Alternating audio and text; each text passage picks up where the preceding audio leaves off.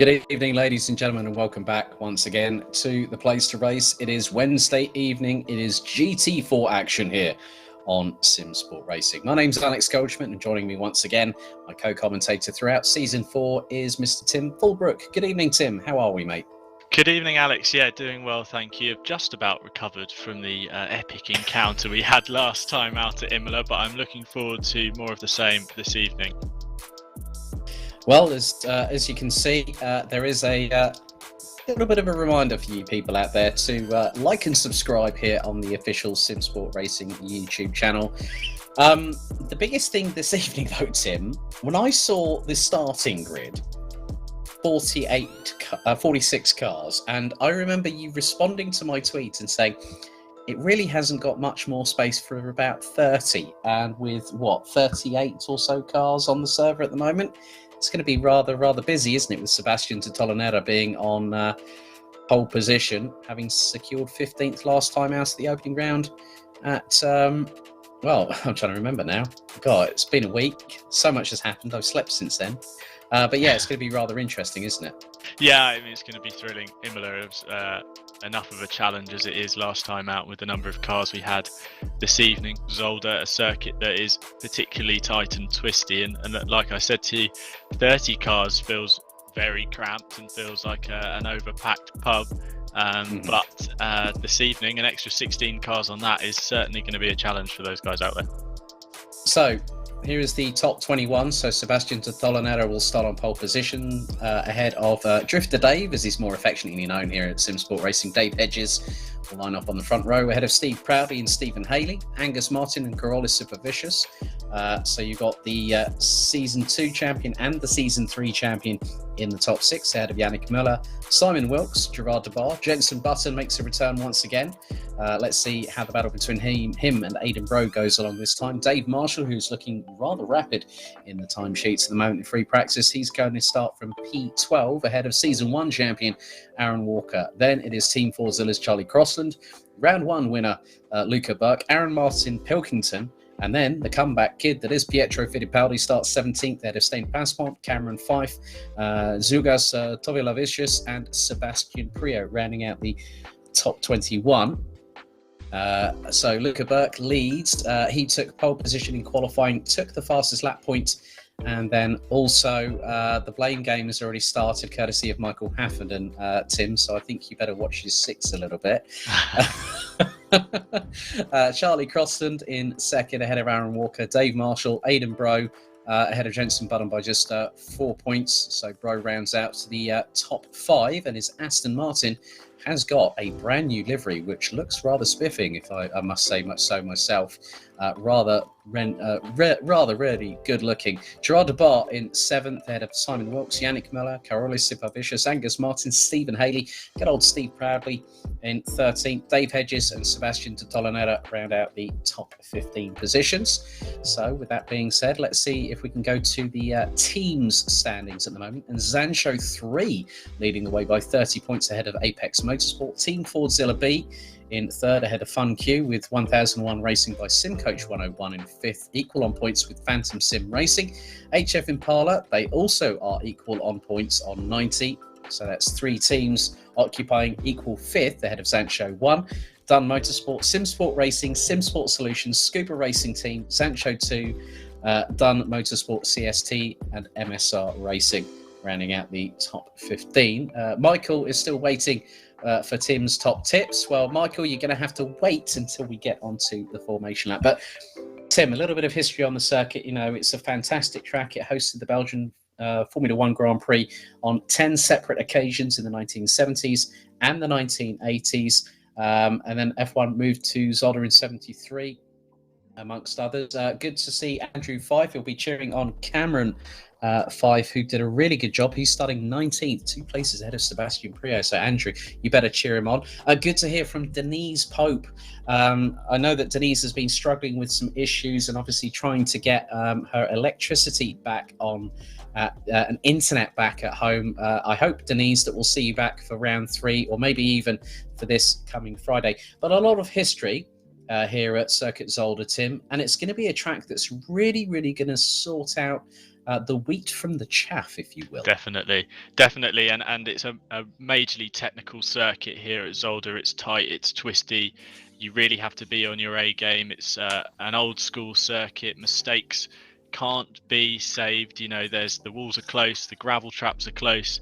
You really have to be on your A game, and like you say, sorting the wheat from the chaff. It's pretty easy to find yourself in a sticky situation around here, and I'm hoping that we see a nice clean race, although with, like we say, 46 cars packed into this short circuit, it's going to be something quite exciting.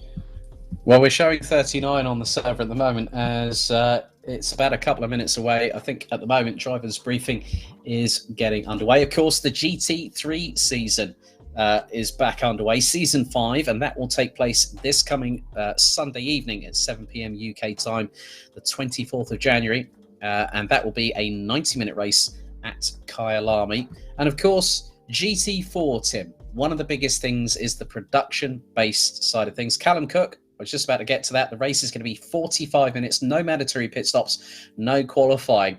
And this is where the drivers really have to watch it, because we are now, I think, waiting for the green light to get us underway in racing. But just really, where are the overtaking opportunities here at Zolder, in your honest opinion? Well, I mean, they're few and far between, but really you're looking for a mistake from someone in front of you or really behind you to kind of give yourself some breathing space. The track really lends itself to late braking moves. You've got to try and find a run out of a corner leading up to these chicanes. And well, we might as well start then with my top tips. A lot of you guys enjoyed this little segment we've added into our GT4 coverage. So let's get it started here for Zolder. First tip, curb your expectations. I mean, round this short and frenetic lap at Zolder, the 3 chicanes that we've been talking about are arguably the most important corners on the track. Each unique in their profile, turns 5, 7 and 10 have very different curb styles, which drivers need to maximise in order to gain lap time. Get them wrong and watch the competitive lap times drift away.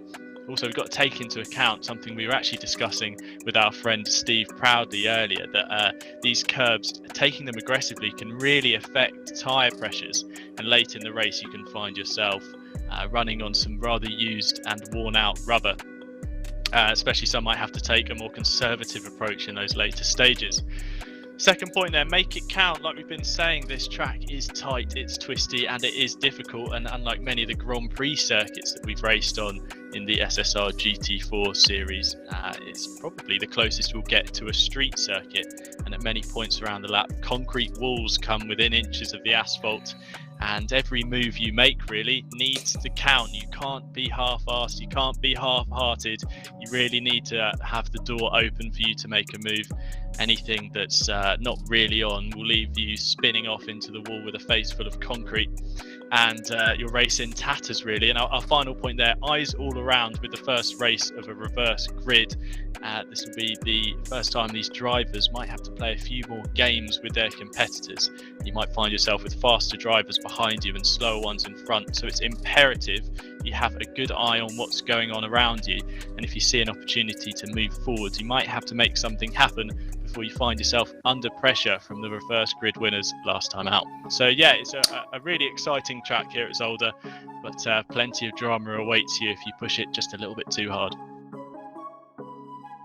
Now, look how blue the grid is at the back. We've got some new entries, and also someone has already pointed them out. Thank you, Denise Pope, and I did spot my eyes on them. Ross McGregor and John Monroe couldn't stay away from Simsport Racing. They're piloting a couple of Mercedes AMG GT4s. Matt Webb, Will Dendy joins the grid this time around, and also Daniel Handover. And look at the majority of that.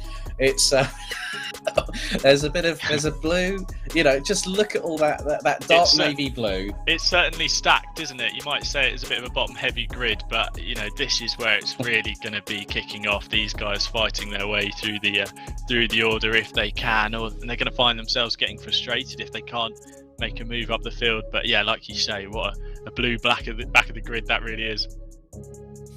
Yeah, I'm just keeping my eyes on because we got 39 out of the 46 cars on the grid. Aidan Millward shouting out at the top of his virtual lungs, Zansho. Jackie proudly says, no drama in the first corner, though. Jackie is Steve's better half. So, Steve, you better watch your 6 if Jackie comes knocking. Positive perception. Sorry, Alex, I was just going to say, it's really, we see Aidan cheering on the Zansho guys, and we did expect these guys to come in and be quick, but last time out they didn't have it all their own way. There's plenty of quick guys in the Simsport Championship causing some headaches. We had Jenson Button making a mistake right at the end of the race last time out at Imola and being passed by Aidan Bro. These guys don't have it their own way, and I think we're going to see the same again this evening. Right, okay, well, as you can now see on your screens, a big thank you once again to our broadcast director, Mike Yao. You can now see what the grid looks like. So there are some notable absentees, one of which I have noticed, well, 2 of them actually. No Seb Priaulx, no Pietro Fittipaldi, so there are spots on the grid. So 21st down is Miles Dixon, Mark Roddenberry, Colin Dunn, Michael Haffenden, Lucas Zentalis, Ollie Gil, Adam Isolovic, Regan Mitchell, Alex Buncombe starting from 29th ahead of Michael O'Brien as now the formation lap gets underway. Kieran Vidago starts 30th ahead of Mark Neutlings, who says, starting from the back will be fun. Yeah, well, that's as long as you don't come a cropper, Mark Neutlings, you'll be fine, buddy. Just keep your nose clean. So it's going to be rather interesting. And from around about, so Lucas Zentalis 25th, Ollie Gil, Adam Isolovic, Regan Mitchell, Alex Buncombe, Michael O'Brien, Kieran Vidago, Mark Neutlings, Will Dendy, Matt Webb, Ross McGregor, John Monroe, Gavin Utley, Daniel Handover, and Ibrahim Khan, rounding out the 39 strong field here. And considering this is only just under 2.5 miles, that's pretty crazy, wouldn't you say, Tim? Yeah, it's an absolute bull ring, and I think it's really interesting to look at that second half of the grid. Like we've mentioned before, this is a reverse grid. It's 15th place that will get the pole next time out. So it doesn't matter if you're down towards the bottom. You could find yourself, outside the top 20, but actually come the race, come 45 minutes, come the checkered flag, you could find yourself in reverse pole for next time out. And that's really the goal for a lot of these guys in that bottom half of the grid, is can they get to that 15th place? Yes, and obviously all results called this evening by the pair of us will be provisional, pending sporting and steward inquiries post-race. There is a protest system here on Simsport Racing. You can also, if you want to join and sign up for future series at the moment for Simsport Racing, head to simsport-racing.com. You can also head, that has all the details about our Facebook group, our Twitter page, our Instagram page, and also our Discord server. And there will be more exciting things to come in 2021 after what was a fantastic first season. One of the things, the highlight for me, was actually joining this community, which at the moment has 671 community members, including the 39 that are on the grid at the moment. But I just want to mention quickly, Alex, Stephen Haley in 4th place is the first driver with no ballast on his car. This is something new for this season. Keep your eyes on that number 24 McLaren in 4th. Angus Martin behind the A63 HF Impala Chevrolet Camaro, another car with no ballast, as we're getting ready for the green light. Right, ladies and gentlemen, they're coming out of the Jackie X corner and they're heading towards the start-finish line. So Tolonera and Hedges are the two controlling the pace. Tolonera in a McLaren which has no ballast either. Watch for Proudy and Haley just behind. Ladies and gentlemen, are we ready? Are we steady? It is time to go green, green, green for round 2 of Season 4 GT4 as it's 3 abreast for around 4th position. Going into Astor for the first time. Hedges trying to put it round the outside of Tolonera. And as you predicted there, Tim, Steve Haley now closing on the Mercedes rather quickly as he gets past the Tolonera as they head into Sterrenbach and then also Kanalbocht for the first time. But a great start there by Dave Hedges and also Stephen Haley, 1-2 at the moment. Yeah, they really got a cracking start there and were able to challenge into the first corners. We see a bit of bunching here through the 4th turn, and that's Angus Martin off into the barrier. I think there's a collision with Yannick Moller. That will be really disappointing after a tough race last time out. Both hitting the walls there. So we literally have them coming through as a bit of a shortcut there from Stephen Priaulx. Seb Vicious involved, and that was another that was the Maro, possibly of Simon Wilkes. As now there's Aidan Bro as Button up to 7th ahead of Crossland. No, that's Button and Marshall. Marshall's got himself ahead of Crossland. And now Aidan Bro going round the outside of the Team Fordzilla driver, and that was going out of the Villeneuve chicane. Aidan Bro really manhandling that Aston Martin and showing no quarter to Charlie Crossland, who's got Aaron Walker right up his exhaust pipes right now. Yeah, Crossland, one of these drivers he's a little bit disappointed actually with his performance last time out. He wasn't able to close that gap to Luca Burke for the race lead. And they're coming down into the final chicane here. Crossland looking to the inside of Walker, and he's late, and they are still side by side through turn 10. And Walker just able to snip in front. A really close action already on this first lap. Keep your eyes on Luca Burke behind Charlie Crossland, who's running the slipstream. I did see that Cameron Fife actually went off. I don't know whether he was collected there, as up the inside tries to go Luca Burke through Erster, and now they head into the double right-hander at Stellenwacht and also Canal. Crossland keeping a tight line, but good old Gerard de Bar keeping them honest, and then Aaron Martin Pilkington closing in on the pair as Luca Burke goes defensive on the inside line through Canal Bocht, and then they go into the next right-hander at Lucien Bianchi Bocht before the run down to the Kleine Chicane. And Button holding off at the moment.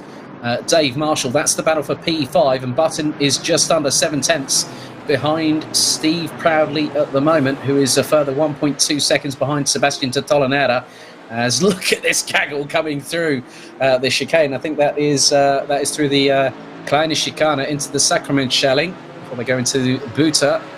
And just a shout out to my teammate, Michael Haffenden in the 861 Camaro. He's up to 17th place, having started around 24th. So exactly what I was saying about, these guys are aiming for that 15th place. Get yourself out of the top 20. As Jenson Button is running slightly wide into the hairpin there, that's going to open the door for Dave Marshall as they run side by side towards the final chicane at the Jackie X chicane, and it's really close and frenetic battling already. Marshall not able to find a way through, as it looks like a bit of contact there between Bro and Walker behind. Really tight stuff already. Yeah, so they've got Luca Burke just behind. Well, Charlie Crossland trying to thread the eye of the needle, trying to go towards the outside of Aaron Walker as the Team Fordzilla driver in the Mercedes is literally... there's a slight touch on the back bumper of Aidan Bro as they go into Erster, but the Aston Martin stays there. Aaron Walker, that's an absolutely hooliganism style move there, and he's made it nearly 3 abreast, and all contact between him and Charlie Crossland. Crossland end up sideways coming out of Stellenwacht, but he's managed to keep it on the black stuff there. But Aaron Walker cheekily stuck his nose up the inside, didn't out on the outside of all places, and I would not have expected it on Stellenwacht of all places there. Exactly. It actually looked like Crossland was giving him a bit of a bump draft, giving Marshall a bit of a bump draft over the start finish. Sorry, giving Bro, and then he's just come out at the back as we see Luca Burke hopping over the curb side by side with Gerard de Bar down the hill here, and Dave Marshall challenging on Jenson Button into the chicane. He looks like he's going to get that one stopped just about. Button might be able to get a slightly better run out of here. And this is really one of the only overtaking opportunities if you can get a good exit, and on the run through the right and left kinks up towards the hairpin here. And it's a really close battle, but yeah, it looked like Crossland was bump drafting at the front there over the start finish line. Well, Luca Burke went up the inside of Charlie Crossland through Terlamen, as now Aaron Martin Pilkington closing on the 66 from Team Fordzilla going through the Jochen Rindt complex, now down towards the Jackie X corner. And Button closing again on Marshall. Crossland goes defensive on Martin Pilkington, who sends it round the outside to get the inside run for the next left-hander, going on to the start-finish straight. And they've got Tavilla Vicious and Niall Schleter in the number 5 and the 37 just behind Stain Passport, rounding out the top 15 at the moment with 39 minutes and 50 seconds still to go. Schleter looking for the move up the inside of Tavilla Vicious and goes for it and gets it. Oh, turns around Martin Pilkington through Erster and collects a couple of cars behind. And I think one of them might have been Regan Mitchell. Yeah, it did look like Mitchell ended up getting caught up in that. Pilkington was really trying to make progress, and it looks like he was connected on the left rear going into there. Schleter looking a little bit too late in the day for an overtaking opportunity there. As you see, Alex Buncombe is locked in battle with Zentalis. Well, it's a train of 4 or 5 cars, isn't it, here? It's Really exciting stuff. Look at this. I'm hoping there's no friendly fireworks, at least nothing too scary for Buncombe, who was unfortunate last time out at Imola.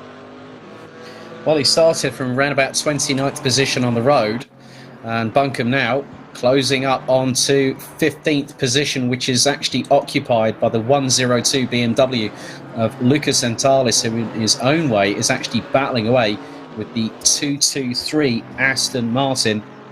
And that is of Miles Dixon, who started in round about the bottom part of the top 20. It's now Stephen Haley fancies an opportunity. And have you seen the side of Dave Hedges' car, Tim? It's got the subscribe to our channel on the side of his Mercedes. Did someone pay him, or is he doing that? I don't know, but look, there's all manner of moments going off behind, and that is between the likes of Bro, Button and Walker.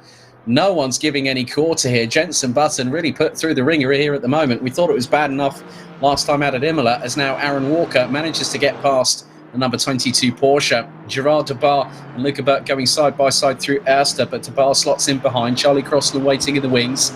Oh my goodness me, we thought the first round was spicy at Imola a week ago, but now here at Zolder, everything's gone up another level. And it's, again, Aaron Walker is just picking the opportunities when they present themselves to him. He's not pushing everyone, he's not making, he's not slamming the doors open for himself. He's waiting for guys to battle and slow each other up, and then he's making the move. It's really fantastic racecraft from Aaron Walker, and it's exactly what you need at Zolder, where the walls are so close and the racing is so frenetic.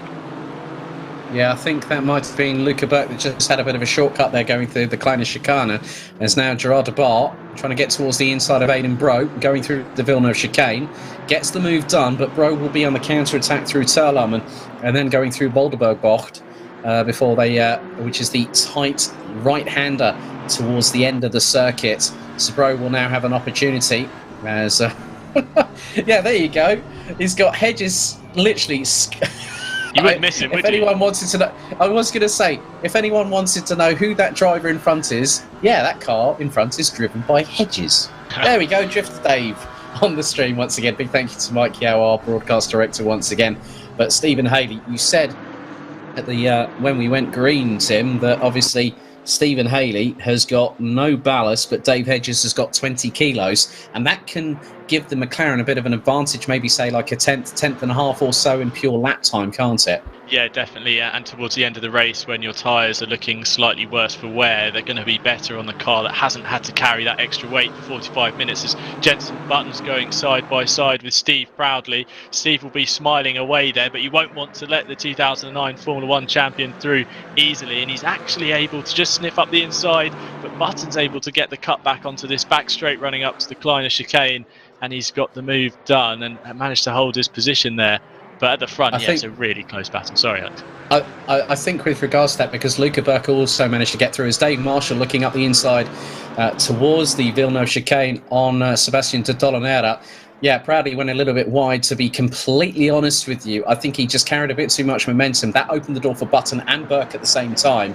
And now they're right on the 6 of Aaron Walker. So Walker now will see a 2009 Formula 1 and 2018 Super GT GT500 champion behind him, and then waiting the wings. Well, Luca Burke looking up the inside of Jenson Button there, but there was not enough room to get through that gap as they come through Boulderberg. Oh no, there has been a turnaround. Button's been turned around, but Luca Burke turned Jenson Button around. Oh my goodness me, there's going to be a debrief.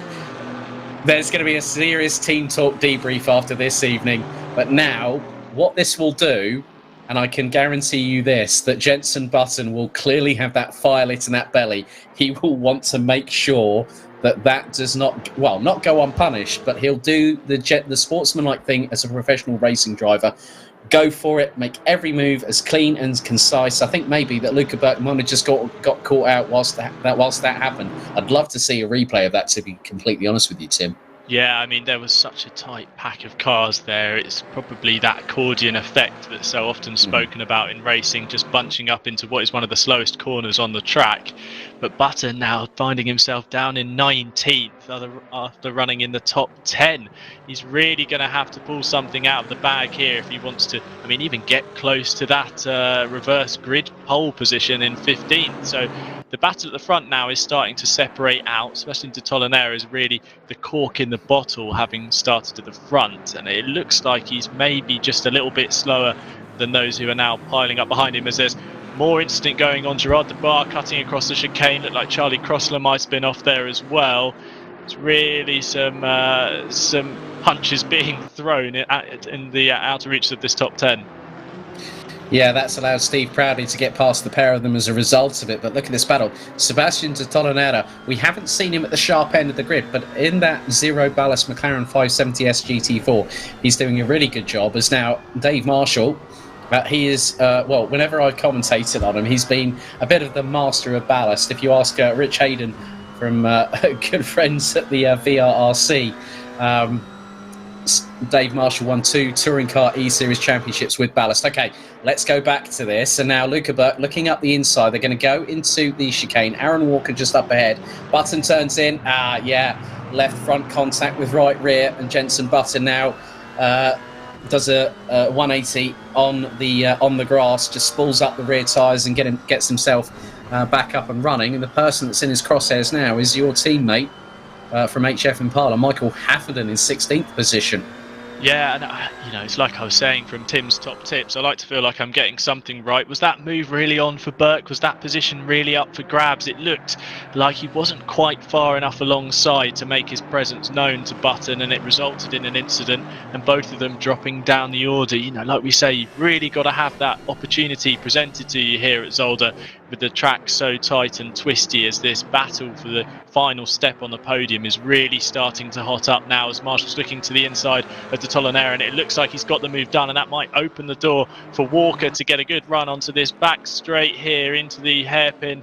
He might just be able to dive up the inside, which he does. Can he get it stopped? Yes, and he's through. So now Walker up to 4th, de Tolonera dropping back to 5th place. Dave Marshall finding himself on the podium, but 12 seconds back on this lead battle between Haley and Hedges.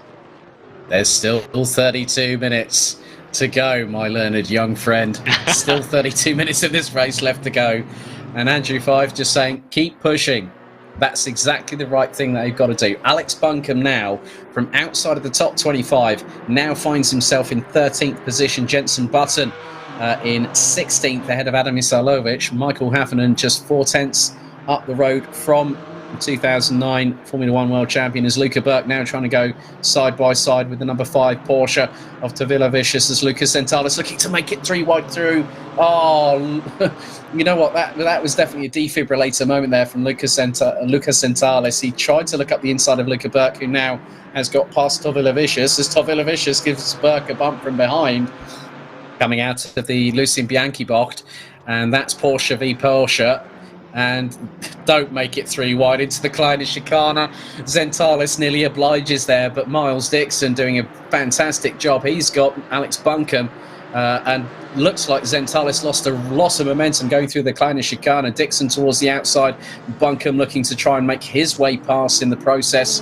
Zentalis, I think he lost completely his braking there, and he comes onto the track. He's got to let the 2 behind him at the very least. That was definitely a track cut. I think he lost it on the brakes coming out of the Kleine Chicane and through the Sacrament shelling there, Tim. Yeah, definitely. It almost looked like he got wheel on the grass in the braking zone and just fired straight off. I'm very impressed that he managed to get that thing stopped and kept it out of the barrier, but in rejoining he's going to have dirty tyres, he's going to be off the line, he's going to be kind of outside of this train that begins to form as we ride on board with Lucas Sentalis.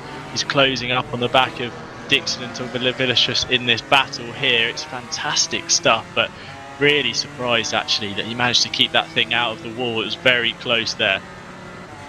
So first quarter of an hour done, 2 more to go as we ride on board with the 102 BMW M4 of Lucas Sentalis, right up close and personal with Zugas Tavilla Vicious in the number 5 Porsche. Alex Buncombe waiting in the wings.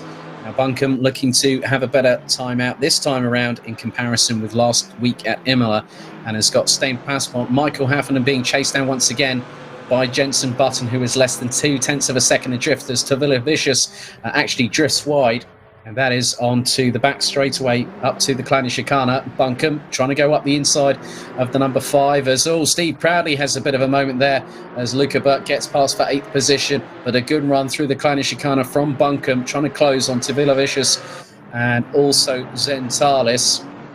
Buncombe looking to just wait for his opportunity. And for the calibre of drivers that we've got, like Alex Buncombe, like Jenson Button, they will know how to gather that momentum and build to make that overtake that is going to put them a place ahead. Yeah, like we saw from Zentalis, he made that. I mean, I heard you wince, Alex, as they nearly made it 3 wide into the Kleine Chicane, but it was actually Zentalis who then came out worse. You know, he went for a move that wasn't on, and he lost the time and he lost positions. You really have to wait your time, be patient. Like you say, there's just under half an hour to go. Let that opportunity present itself to you, and it should come your way if you're persistent enough. But there's no need to be sending it, as a lot of people think is the right way to go. It's not. You need to take your time, let the opportunities come to you. As Zentalis does have a look again at Dixon in front, but wasn't able to make the move. To Tolanera now dropping back down the field. Looks like he's just been passed by Luca Burke, so he's going backwards into 7th and is going to be under 5 from Aidan Bro behind. And I'm sure that Steve Priaulx will be looking for another position too soon. Yeah, that's very much the case. So with 27 minutes and 55 seconds remaining, Steve Haley leads Dave Hedges by just over 1.2 seconds, ahead of Dave Marshall, Aaron Walker, Charlie Crossland, Luca Burke. As we now go back to Alex Buncombe, we actually go on board with the number 23 Porsche, closing once again through the Kleine Chicane on Ziugas do Villavicious in the number 5 in the battle for P12. Stain Passpont just behind the Brit. And Ross McGregor has just had a massive game crash. He was up to P17, and unfortunately the Scotsman has now had a massive moment, and that has dropped him all the way back towards the bottom of the field. In the spot that John Monroe, running in 21st position, had a bit of rear-end damage to that Mercedes, but all looking rather close at the top of the field. The gap's less than a second. Aidan Bro is actually a 10th and a half behind Sebastian Tolanera, as now Aaron Walker trying to go up the inside of Dave Marshall. Charlie Crossland waiting to pounce and could go up the inside of the Season 1 champion. The pair clash panels going out of the Jackie X-Bocht, but they managed to make it through. No harm, no foul, but Aaron Walker trying to go towards the outside of Dave Marshall. Luca Burke has been a bit like a rat up a drain pipe, and he's got himself into the fight as Alex Buncombe now gets past Sebastian Tolanera up into P10. And that's a really good job so far from Alex Buncombe on lap number 12. But Aaron Walker looking to close up on Dave Marshall for P3. So Marshall, for the last few laps, has been holding on to the final step on the rostrum. But at the moment, Dave Marshall doing a handsome job fending off the Season 1 champion. Oh, as there's contact there into the Kleine Chicane. Looks like a little bit of side-to-side rubbing, both of them cutting it. And look at that, all the way through. Luca Burke is going to benefit from this and gain 2 spots out of a little bit of a nudge. And just like that, your race can really flip. Aaron Walker, who's just had one of these Porsches hounding him for the last few laps, he's now got 2 of them in front of him. And that's how quickly your race can change here at Zolder. Yeah, but Aidan Bro not too far behind. Miles Dixon now coming under salvo fire. The warning shot across the barrel from Alex Buncombe, as this is the battle for P9. And Buncombe looking to go one way, then the other, and then he's got Jenson Button behind him. So these 2 drivers now are going to put the cats amongst the proverbial pigeons. And you can just see how close Alex Buncombe is, right in the toe there of Miles Dixon. Sends it to the outside, late brakes on the 2-2-3, and Dixon keeps it ahead for another corner, but Walker now swarming all over the back bumper of Dave Marshall as Luca Burke has started to dot away into the distance, and now between him and Dave Hedges there is a 21.2 second gap as Walker still trying to find a way past Marshall, but then Aidan Bro looking to pounce from behind the curtains on exit stage right. Steve Priaulx still sitting in 7th position, but then Lucas Zentalis trying to close on him, and I think Priaulx went a little bit wide going through the right-hander at turn 2. That is the case. Priaulx drops down to 8th position as Walker and Bro go side by side. A little bit of door panel rubbing there, going through into the Kleine chicane. But look at that momentum carry from Aidan Bro. But Aaron Walker instantly able to respond because that McLaren has 0 success ballast. Yeah, it looks like he's just able to get that drive out of the corner. I'm really impressed with the number of drivers who are trying to go around the outside into the Kleine chicane. Clearly, they're not too scared of hitting a few curbs and maybe chipping a few teeth on the way through as we go on board with Alex Buncombe, who's now swarming all over the back. I think Miles Dixon actually has got front of Priaulx, so Priaulx here now with his mirrors full of this bright white and yellowy green colour. I don't know what you'd call that, but yeah, so here we go, Buncombe through. Fluorescent yellow. But yeah, I mean, Steve Priaulx now being swarmed by the Rocket Esports cars. And look at Jenson Button trying to go around towards the outside of Steve Priaulx. Oh, Buncombe runs off the circuit, and that's going to cause him an issue. Priaulx goes up around the outside of him through the final corner, and Jenson Button goes, "Oh, Alex, didn't know you cared." And he's got around the outside of him as well, going into Alster. So it just goes to show. We saw it from Jenson Button against Aidan Bro in Imola last week, but now Alex Buncombe trying to force the issue with Steve Priaulx, trying to force Steve Priaulx into a mistake. He gets caught out through that chicane, and then Jenson Button went, "Oh, thank you very much." And that's how quickly the pendulum can swing, can't it? Definitely, and that's what we've seen work for Walker so far. And here we go, Gav Utley on the screen now. He's done a fantastic job. We hear he's on a new sim for the first time, a new rig, so he's battling his way up through the grid. I think it would be a worthwhile purchase to see him make it from outside the top 25 to now being in a strong 16th and trying to chase down Michael Haffenden for that reverse grid pole. There's more drama kicking off here, and it looks like Buncombe might again have been on the bad receiving end of some a little bit of bumping there. Yeah, I think might have been that Tavilla Vicious might have gotten a bit, let's just say, overcommitted, I think is the term that I'd use. Gavin Utley started down in 37th position. He's now up 21 places as Aaron Walker again trying to pass Dave Marshall. Marshall with that ballast. Like I said, he's won 2 Virtual Reality Racing Club Touring Car E-Series. He's currently competing in the 2nd season of the Mini Challenge E-Series, which I think is happening again very, very shortly. But yeah, I mean, look, Aaron Walker, you can see how hard these guys are pushing. They really, really do want to get onto the podium. And Luca Burke at the moment, one of the things that surprised me, considering the pace that he had at Imola last time out, Tim, he's only 1.3 seconds away from Dave Marshall. Yeah, he hasn't been able to really pull that gap out, despite the fact that Marshall's been hounded by a very quick-looking Walker. Burke is very much still within their sight. So, you know, with 21 minutes to go, there's definitely still an opportunity for anyone really in this top 5 or 6 even to take that final step on the podium. And as it looks like right at the front, Hedges has just dropped off the back of Haley. The gap now 2.8 seconds.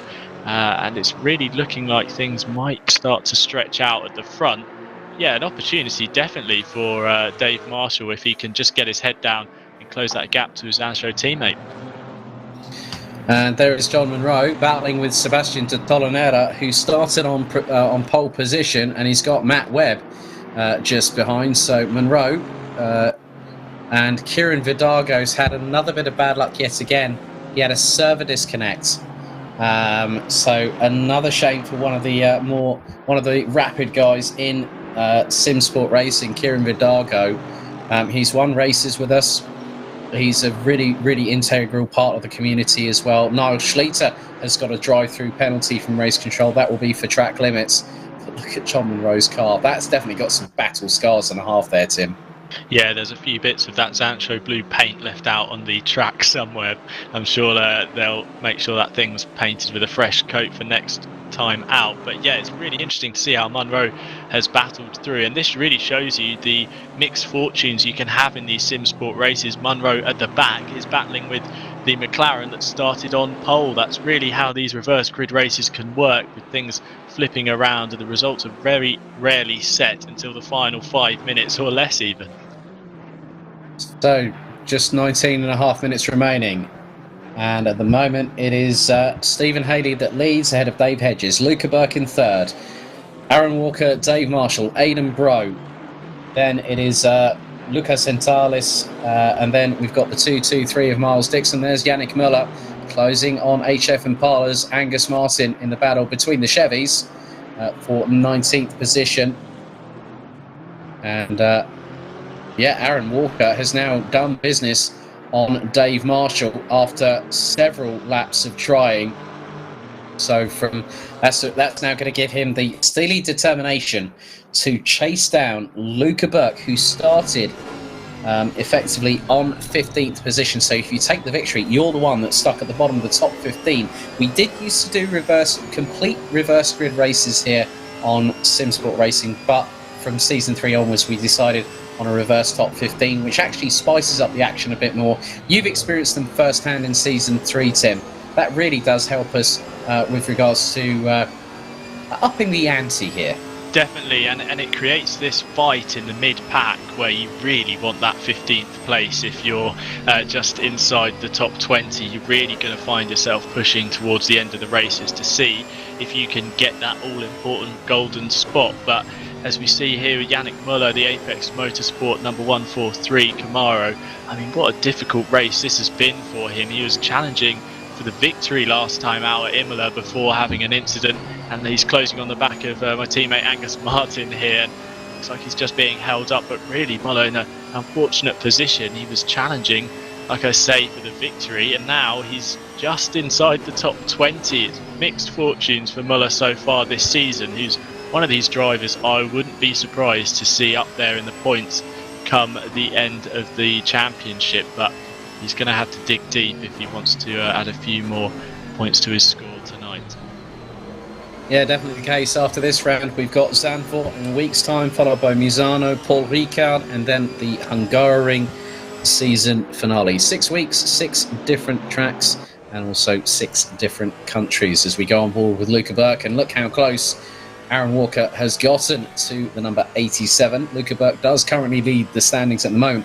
Coming back to what you said about Yannick Muller, he started in 7th position, and that would have made him P9. But Karolis Supervicious, the season 3 champion, he's had an absolute mare. He's down in P23 at the moment, having started on the outside of row number 3.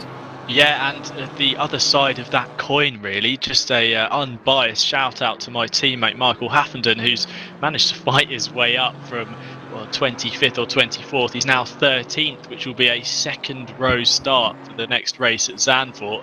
It's a very, it shows how these races can sometimes go your way and sometimes they can drift away from you very, very quickly.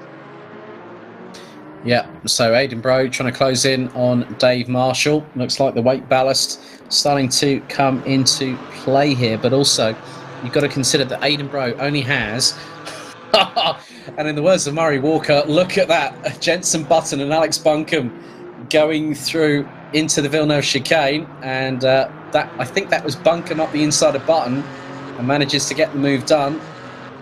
So they now exchange places, and now you've got one of the Zansho cars behind, which could be one of the that's one of the Aston Martins, I believe. So a lot of changes happening, but a good bit of work there by Alex Buncombe, and now he's trying to close in on Steve Priaulx, who, I must be completely honest, despite the fact he's got a bit of ring rust before the first round of the season last week, he's definitely giving the 2 professionals behind something to think about.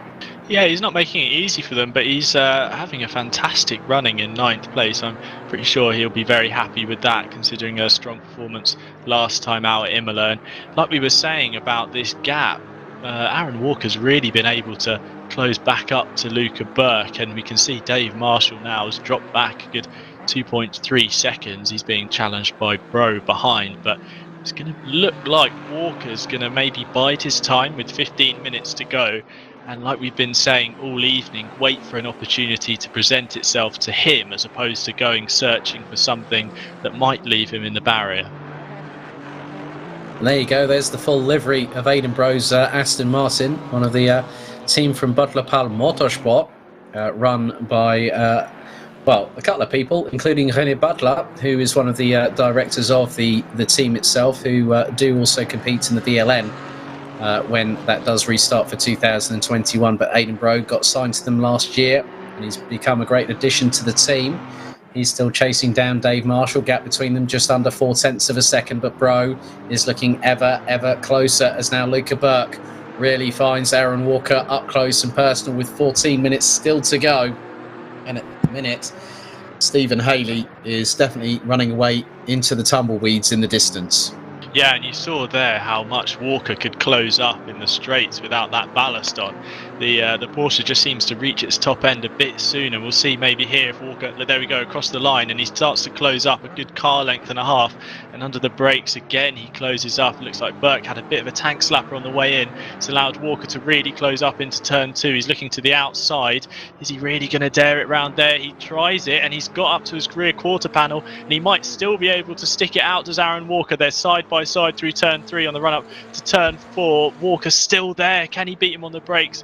Luca Burke just able to hold out, but Walker's not giving in at all. He's been run wide over onto the curb. He's now on the inside on this back straight, and look at the legs on that McLaren. He's really pulling away into the Kleiner chicane, but Burke's not going to let him have it easy. Side by side, and Walker skips over the curb and just manages to get the move done. Fantastic racing from these two. Epic side-by-side between Burke and Walker, but epic camera work by Mike Yao once again. That bloke never fails to amaze me, no matter when I've worked with him. But that was definitely the move of the season so far. Side-by-side, mano a mano, for 4 to 5 corners, and Walker got the run on it. And one of the interesting things now, Gavin Utley is battling away with John Munro. John Munro, I don't think... Well, thank you, Denise Pope, for bringing that to my attention. With 12.5 minutes to go, John Munro is provisionally on reverse grid pole for round 3 at Zandvoort in a week's time. But obviously, after all of this racing action, about 12 minutes and 20 seconds has sort of petered down, and we wait for the dust to settle. And Steve Proudly has had massive moments. He was running with Buncombe and Button. He's now down in 19th position. Proudly definitely has been struggling quite significantly there. Yeah, I don't know what's happened to Proudly. I'm sure Mike will be digging around for a replay to find. But like you say, Munro in the hot seat now for a pole position next time out. And that's going to cause a few headaches, isn't it? He's come from outside the top 30 to be 15. No one's going to be looking forward to seeing that Mercedes disappear into the distance at Zandvoort. But look, we've got this battle here. Bro's still really trying to find a way past Marshall. He's just showing the nose, just trying to distract Marshall, maybe think that there's a move on when maybe there isn't, force Marshall to brake a bit later, make a mistake. But it's really, I mean, the Marshall's looking strong, he's looking defensively strong. Bro though is still going to be hounding for a way past. Yeah, well, as I said, Marshall, when he's put under pressure with ballast on a car, that's when we see the true character of the driver shine above all. But Aidan Brough, even in the Aston Martin, still has 10 kilos less, so effectively that cancels out everything between them, so it puts them on level pegging, so to speak. But it's about how you get the drive out of the corners, how you turn the car in, rotate it, put down the power, and get the right traction coming out of the corners. Zentalis behind, who we saw kind of in the middle of the race, was off into the gravel, into the wilderness, is there with them. And here we go, Proudly is going, that's battling with Button and Buncombe, and he's actually been turned there by Jenson Button. He spears across the track into that Aston Martin. But wow, that would be something to write on your "what I did in 2021" card. Steve Proudly being turned by a Formula 1 champion. Well, he got made into the filling in a Team Rocket sandwich, didn't he, as our broadcast director quickly pointed out to me, so I have to give him credit for that one. But yeah, but it wasn't just one tag, it was the second, because obviously that caused a domino effect as a result. But now we go back to Aidan Brough as John Munro ran the outside of Gavin Utley through Sacrament Shelling and then loses the back end. He's kept that together though, John Munro, as Matt Webb rides up close and personal in what is 16th position, followed by Yannick Muller. Aidan Brough doing everything he can to try and get past Dave Marshall. And this is getting rather interesting as we've got 9.5 minutes to go. And Bro waiting for his opportunity. They went through the Villeneuve chicane, as you can see on the bottom right-hand corner of your screen. And Marshall kicked up the dust with the right rear. But Aidan Bro's still on a charge at the moment, looking to get into the top 5 in about 9.25 minutes' time. Really closing up under the brakes. I think Bro maybe caught himself off guard slightly there into the hairpin at turn 8. That was very tight between the two of them.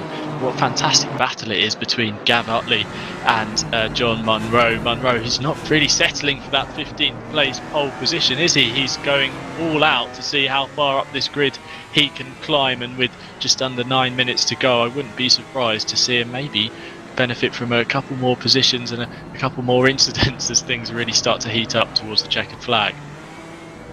Yeah, so we've had over 36 minutes and 20 seconds of this race. Stephen Haley coming through at the moment through Sacrament, Schelling and Butte, going through into the Villeneuve chicane, and he's got a gap of about 5.4 seconds over Dave Hedges, who in turn has nearly a 21-second advantage over the 99 of Aaron Walker. Walker's been running in the one. Oh, he's actually 0.4 of a second quicker than Hedges at the moment.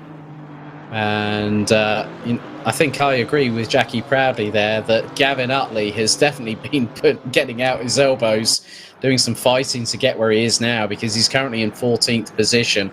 As we still keep our eyes on Bro versus Marshall and Zentalis. So Aidan Bro keeping it nice and consistent. Yeah, that's a real shame, Denise, about the stable connection at the moment, but hopefully we'll have you back soon. You're a welcome part of the community in both GT3 and GT4. As Aidan Bro round the outside of Dave Marshall there, that was brave at its very finest, as that was through Boulderberg Bocht. And they're nearly going side by side again, coming out to the Jochen complex and into the final corners here at the Jackie X corner itself.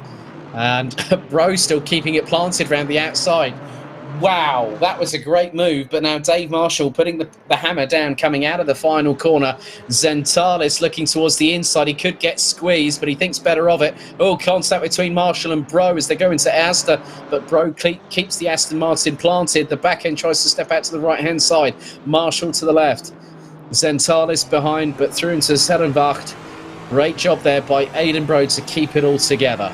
Yeah, and I wouldn't be surprised, to be honest, if Dixon in 8th place at the moment is the one who ends up in front of these three. They're going door to door. Bro having to really make his presence known, as now this is Gav Utley putting the pressure on Steen Paspont in the number 444 Janetta, and there's Munro flying around at the back. He's not hanging around. He really wants to gain a couple more positions before this race is over. It's a fantastic crescendo to the end of this one. So 6 minutes and 25 seconds still to go. Battle for the lead, I think, pretty much might have been decided, unless Stephen Haley makes a mistake at some point in the next 6 minutes. And so, but I don't think that will happen, as Steen Paspont literally goes flying across the Kleine Chicane. And when Gavin Utley loses a little bit of momentum, which goes into the favour of John Munro, but Munro in the Mercedes gets a bit closer, going through the right-hander at Terlamen-Bocht. You can just see how close these drivers are. They are not giving any quarter, and just behind them is Muller, Webb, Martin. Proudly about 1.5 seconds behind Angus Martin, with Daniel Handover rounding out the top 20. Yeah, and I'd just like to say, I didn't say I called it, but Haley with a pretty strong lead out front. If he takes victory, I've got a little stat that I've prepared for you, Alex. He'll be the most winningest drivers, can't get my words together, in the Simsport GT4 Championship history, with his 4th race victory, which is definitely bragging rights to hold going into the next few races this season, as this train's really starting to pack up, with Paspont, Utley and Munro and Muller behind, Haffenden leading the way. I'm sure he won't want to give a position away that he's fought so hard to gain. And wow, these two cars looking very different, aren't they? The mass of the Camaro against the little nippy Janetta, trying to find a way around the outside at turn 2, and you might be able to get a cut back. Looked like a bit of contact there through turn 2, now to turn 3, and they look like they've sorted themselves out. Yeah, I think that was a little bit of what they call in America rubbings racing, and Michael Haffner just kept that well and truly planted as they come out of Lucien Bianchi-Bocht. Another statistic for you. Okay, this track but Buncombe Look, Buncombe's caught up Zentalis. Look, Buncombe has absolutely done. He's dropped Jenson Button and he's closed on Zentalis, who's gone a bit wide there. So Buncombe doing an absolutely brilliant job at the moment, trying to go for. But Bro is the biggest question. He's dropped to 4.6 seconds behind Miles Dixon. Well, something's happened. Dixon, like I said, Yeah. Dixon looked like he might have been in the hot seat to benefit from some drama, and it looks like that has happened. So I wonder what's really gone on to see Dixon hop up from 8th to 6th. Yeah, it'd be quite interesting that as Passpont tries to go around the outside of Haffenden. Haffenden runs in a little bit wide, coming through out of Boulderberg Bocht, but Passpont goes back into the slipstream of the Chevy Camaro GT4. And also, one of the other things that I've seen is Charlie Crossland way down the order in 35th. Another statistic for you briefly. The circuit is 4.10 kilometres. 39 cars on the grid meant that they were covered by 102.82 metres. If you put them line astern. Well, I mean, there's certainly less than that between these few, isn't it? They're spaced out nicely to give each other their 102 metres social distancing, have they at all? No. At least they're a couple of metres adrift, so at least they still under the current situation, at least a couple of metres. But Stain Passpont runs wide. Munro gets the position. Muller profits, as does that's Angus Martin and Matt Webb. Also factoring in as we go into the last 3 minutes of what's been an action-packed second round here at Zolder. Oh my goodness me! I think we're both going to need to lie down after this one, Tim. My goodness. I'm going to need a dark room and a cold glass of water, I'm sure, after this one. And this looks like it might be the incident with Aidan Bro. There's a little bit of rubbing as they make the run down to the final chicane, and they're side by side.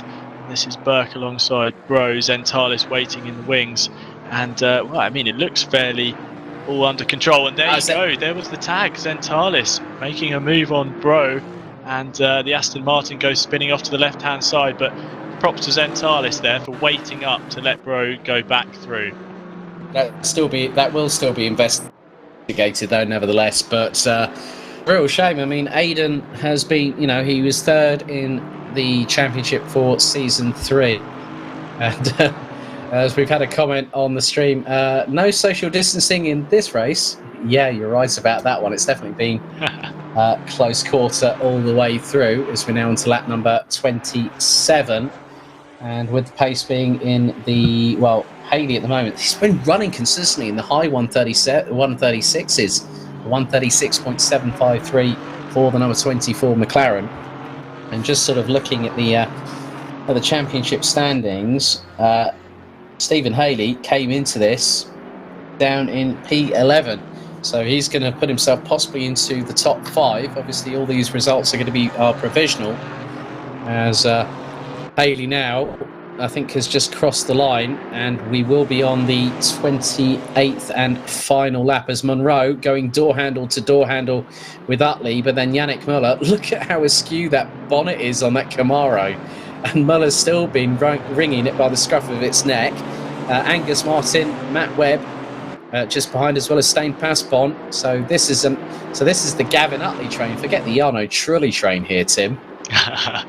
This is the battle really for this reverse grid pole. We've seen this happen before, where somehow everyone around P15 seems to bunch up and have a proper fist fight towards the end of the race for the reverse grid pole. At the moment it's Yannick Muller in the hot seat, but he is being challenged by the Camaro of Angus Martin, who's got one more lap to really try and make something count. And there's contact, and it looks like the cars there have all just bunched up, and it's Steen Passpont as well off into the gravel, and I'm not really sure what's going to happen there. That just looked like a really unfortunate case of several cars, and once again Muller finds himself off the grey stuff and having to rejoin. I mean, that's the third incident in these 2 races that have seen him plummet down the order. Unfortunate stuff. Matt Webb also involved in that carambolage at the moment, but the timer hit 0 once again, and in my honest opinion that was bound to happen. But looks like Stephen Haley is on the verge of taking his first win in 2021 very, very shortly. And you can just see Dave Marshall still battling away. Checkered flag is out. Stephen Haley takes the victory here at Zolder. As we now wait for Dave Hedges. He's about to cross line.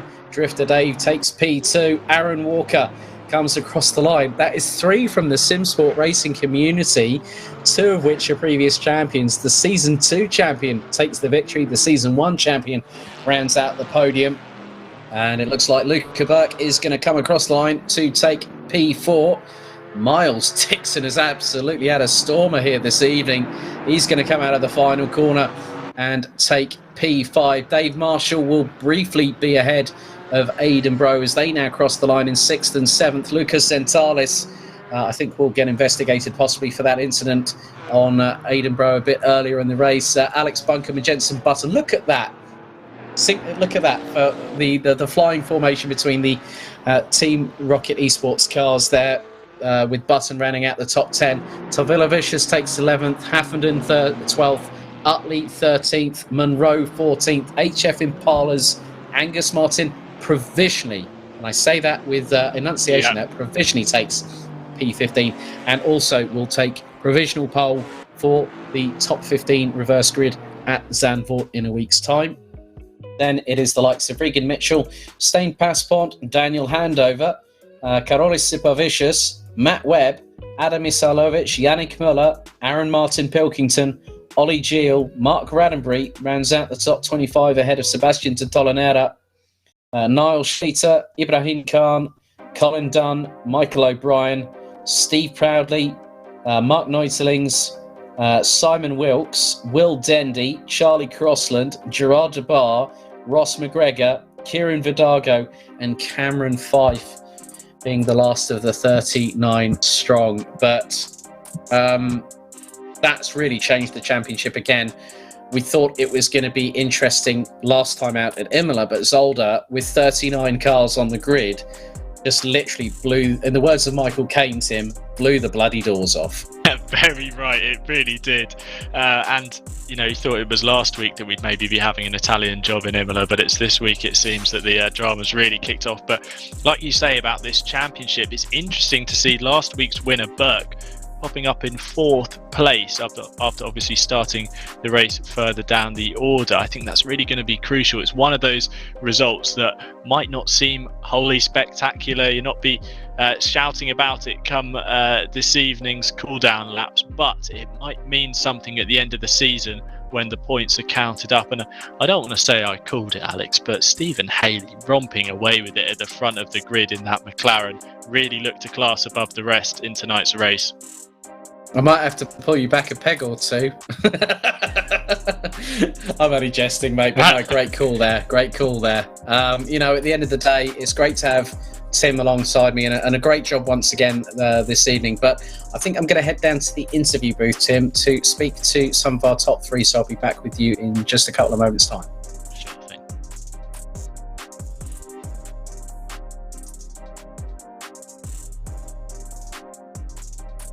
Okay, well, let's bring in our 3rd place driver this evening. Let's bring in the Season 1 GT4 champion, Aaron Walker. Good evening, Aaron. Great fight back there. Some great battles along with the likes of Dave Marshall, Aidan Bro, Jenson Button and all. But to get P3 at the end of what's been a difficult race for a lot of people is a Herculean effort. Well done tonight. Thank you, Alex. Yeah, it was a good race. Great race, really. Congrats to Dave and Steve. Apologies to Dave Marshall. I think we traded a bit too much paint, to be honest. But it was a good race, a very good race. Very difficult to get past anyone at this track. Obviously, Dave and Lucas and obviously Jenson are very fast. So, yeah, very challenging.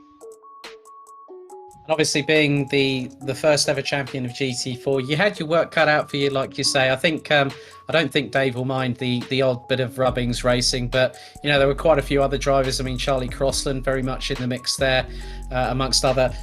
Even our good friend Steve Proudley was battling his way in the top 10. You know, had some great battles with Jenson Button and Alex Buncombe.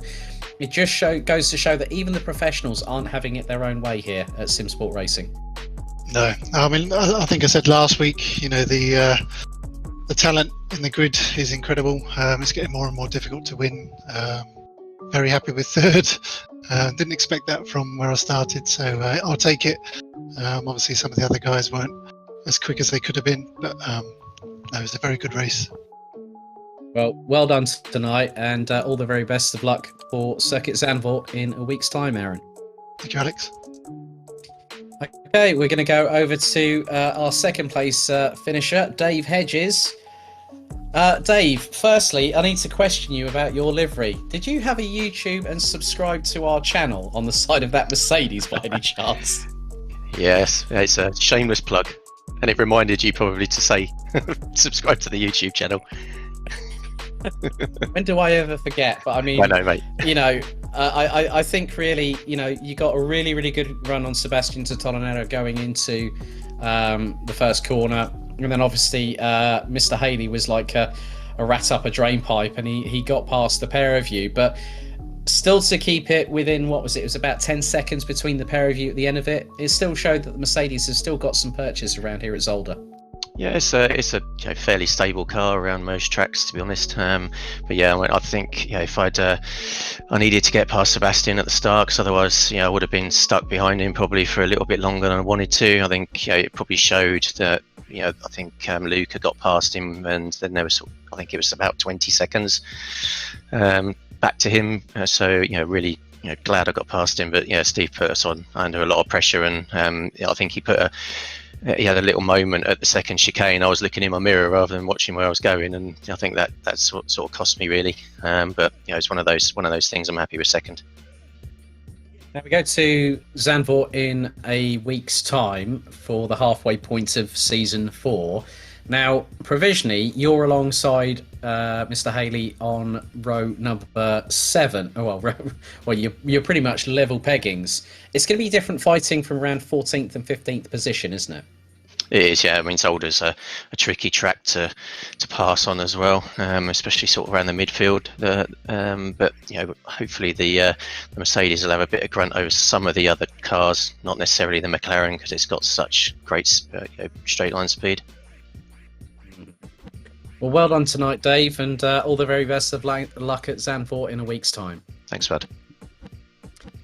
And last but by no means least, our race victor, two different race winners from 2 different races in Season 4 GT4, Stephen Haley. That was one hell of a performance, my friend. Congratulations.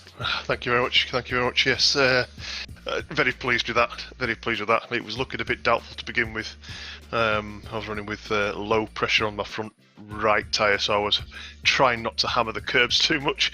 But yeah, it was a great race. Dave got a great start. I managed to get past de Tolonais quite early on, and then it was just trying to chase Dave down, put him under as much pressure as possible. Me and Dave have history at Zolder. I don't think you need to say any more about that one there, Steve, if I'm completely honest. But I wanted to ask you as well. We've mentioned our good friend and esteemed colleague, Mr. Stephen Priaulx. Despite he had dramas, and I don't think he expected to have that on his CV, where he got an unfortunate tap from a certain Mr. Jenson Button, but he still held his own for quite a lot of this race. And for him to be mainly in the Simsport Racing commentary box, but to get that racing itch and to come back at GT4, I think he can be pretty proud that he's battled with someone like him. Absolutely. Steve's a great racer in GT4s. He loves his GT4 class, and it's been really, really good to have him back on the track. But to be fair, I mean, if you're gonna get topped by anybody, it may as well be Jenson. Fair enough. Well, thank you very much, Steve, and all the very best of luck for a week's time at Zandvoort. Yeah, I think we may need it. It's not my favourite track in the whole world, but we'll give it his best crack. Yeah, very much the case. So big thank you to our top 3, Aaron Walker, Dave Hedges and Stephen Haley there. So I'm going to now head up to the commentary box and close off the stream with Mr. Tim Fullbrook. So Tim, really good to hear from our top 3 there. And also, we had to give Steve Priaulx a good shout out there with in terms of the interview side of things, but just the breadth and depth of this grid. We saw We saw the volume go up to 11 here at Zolder. What are you expecting next week at Zandvoort? Well, I think if we have more of the same, I don't think yourself and me will have much hair left, will we, Alex? It will all fallen out. We would have pulled it out, or it would have gone rather shade of white. But yeah, it's going to be fantastic to see these guys battling at Zandvoort. Another close track where there's not many opportunities to pass.